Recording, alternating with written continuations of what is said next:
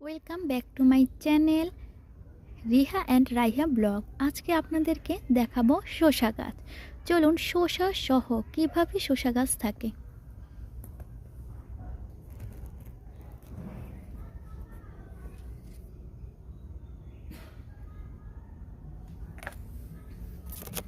এই যে কচি শসা, এই যে দেখুন লতায় লতায় ফুল এবং ফুলে ফুলে শসা ধরেছে। শসা গাছের ডালপালাগুলো বেশি বড় হয় না, খুবই ছোট থাকে। আপনারা দেখতে পাচ্ছেন তো কতটুকু ছোট।